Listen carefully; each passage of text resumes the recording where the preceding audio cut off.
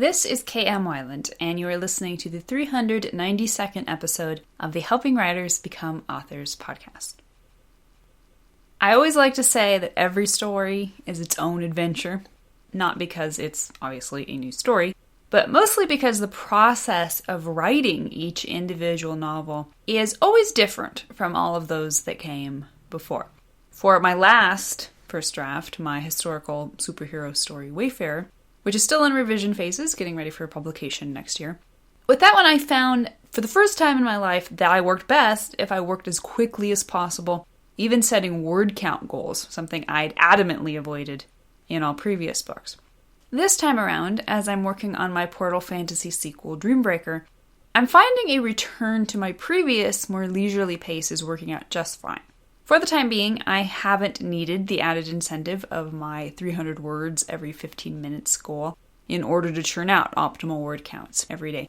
Taking it just a little slower, resting in the word choices, and enjoying the narrative progression is the order of the day right now, and I'm loving it. The latest post on my blog is 6 questions to ask to choose the right POV for your story. Discover how to use these 6 incisive questions to narrow down your options and choose the right POV for your particular story. To read the post, visit helpingwritersbecomeauthors.com. And now, I hope you enjoyed this week's podcast entitled Most Common Writing Mistakes, Flat Plots. One of the most deflating criticisms authors hear is that they're writing flat plots. Not only does this seem to indicate a certain lack of personal depth, it's also a sign the story is boring and forgettable. Fortunately, there's no reason you need ever fall prey to this pitfall. In our last installment of the Most Common Writing Mistakes series a couple months ago, I talked about the problems of overly complex plots.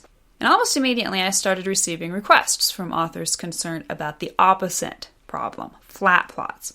On Instagram, Gabriella Joy asked, could you do one with under-complex plots? I feel like my story needs more plot, but I love it too much to give it up. Ultimately, the pursuit of dimensional plots is the pursuit of all of writing. Although we might sometimes create misguidedly overly complex plots in an effort to boost our writing, the only time we create flat plots, that is, plots lacking complexity, is when we're struggling with one of the basic tenets of rich storytelling. Today we're going to take a look at 3 of the most common culprits causing flat plots. But remember, the subject is far vaster than this episode can cover, so if you feel you're struggling to add dimension to your plots, just keep digging deeper into all things story theory. But first off, let's address a common misconception. Is a flat plot the same as a simplistic plot? The answer is not necessarily. In fact, as we discussed in the episode on overly complex plots, simplicity is the hallmark of a masterful author. By this, we mean 2 things. Number 1, the author is able to mine complexity out of even simple subjects. And number 2, the author is able to present even complex ideas so they seem simple. As William Zinsser says, 4 basic premises of writing: clarity, brevity, simplicity, and humanity. Note that complexity is inherent to masterful simplicity. Therefore, we can draw the obvious conclusion that if a story lacks complexity, it's not simple in a good way, but rather just flat. So, what is complexity, dimension, etc., etc., etc.? Again, the answer encompasses all of good storytelling. But summed up, simply, complexity and dimension in fiction result when the author creates layers of contrast in order to discover their ultimate harmony or disharmony. Now, this is, of course, the essence of conflict, just as it is also the foundation of all functional character arcs and thematic principles. So let's take a look at the 3 most obvious and important entry points to creating strong, dimensional storylines rather than boring old flat plots. Problem number 1. Your plot is a straight line from A to B. When most people think flat plots, this is most likely what they're thinking. The plot isn't really much of a plot at all. It's a straight shot from the character's conception of a desire straight through to the acquisition of his goal. Yay! Snore. Basically, the problem is a lack of conflict. Remember, conflict is nothing more or less than an obstacle to a character's goal. If the character meets no obstacles, her goal, or worse, if she doesn't really have a goal to start with, you don't have a plot, but rather just an iteration of straightforward events. For example, Mom went to town and bought groceries is not a plot. A plot is Mom tried to go to town and buy groceries. Or as E.M. Forster famously put it, story can only have one merit, that of making the audience want to know what happens next. A plot is also a narrative of events, the emphasis falling on causality. The king died and then the queen died is a story. But the king died and then the queen died of grief is a plot. The time sequence is preserved, but the sense of causality overshadows it. The solution is to create meaningful subplots by layering your antagonistic forces. As they say, conflict is story. If you haven't yet set up a proper relationship between goal and obstacles, you don't yet have any kind of plot at all. But even if you've got the basics in place, you can sometimes still end up with a one-dimensional tale. The character has a goal, meets an obvious obstacle, overcomes obstacle, gets his goal, yay, hooray. That might work in some stories, but what if you want to take things to the next level? At this point, you might quite logically be thinking subplots. They're the obvious way to add complexity to any story, right? Yes, they are. But it's important to realize subplots only work when they are organic to the main plot. Just tossing in extra characters and complications is a sure way to end up with an overly complex plot, as we discussed in the previous post. The only way to create meaningful subplots is to refer to your story's hierarchy of antagonistic stakes. Every story offers the possibility for different levels of antagonistic obstacles, although not every story will offer the necessary scope to take advantage of them all. Inherent within each of these layers is the opportunity for an organic and thematically pertinent subplot that can meaningfully complicate your conflict and add worthwhile complexity to your plot. Now, the different levels of the antagonistic stakes are, number 1, global stakes. This is massive, world-ending stakes driven by an antagonist who wants to take over or destroy the world. Non-human antagonists also qualify. Global antagonists are often impersonal threats. Number 2 is international stakes. This is stakes between countries. When dealing with stakes on such a massive level, narrow the antagonistic force down to a single personified antagonist. For example, in World War II, the antagonist isn't Germany, but Hitler. Number 3 is national stakes. This is stakes within one's own country and with the fate of that country in the balance. For example, a king or president may face political rivals who oppose his national vision. Number 4 is public stakes. This arises from the conflict amongst people with whom the protagonist interacts every day, co-workers, family, even friends. And finally, number 5, personal stakes. These are relational stakes that arise from the conflict between the protagonist and the most important supporting characters, the relationship characters. Problem number 2. Your characters are on the nose. Flat is just another word for on the nose.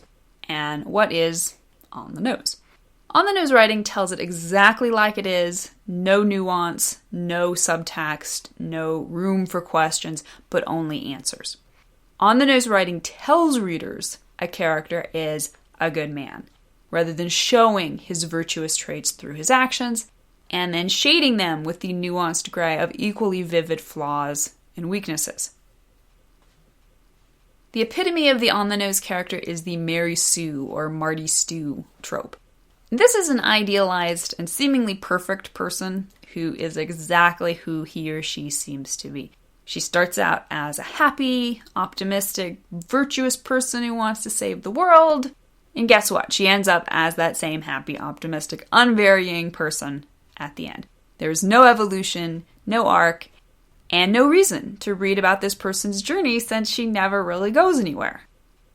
Please note, however, that this is different from a character who is demonstrating a flat character arc, in which she does not change herself beyond overcoming some doubts, but rather uses an understanding of a specific truth to change the lives of characters around her. The solution to this problem is to beef up your character arc and your thematic through line. Even stories that succeed in creating dimensional conflicts often feel flat because they lack thematic dimension, as demonstrated in the inner journeys of their characters. Hello, 90% of action blockbusters. Or you might even see stories that try very hard for thematic maturity in asking hard questions of the world, but ultimately lack muchness because the thematic questions never truly impact the protagonist. Hello, way too many gritty, navel-gazing indie films. Theme, and its manifestation in the lives of your characters, is the secret to creating stories that can operate on the simplest and most streamlined of plots, while still offering a motherlode of rich complexity. Every story, no matter how simple, epic, silly, or dark, offers the opportunity for character arcs. Indeed, I would go so far as to say that every story can be vastly improved by including meaningful beats of character evolution within the plot structure.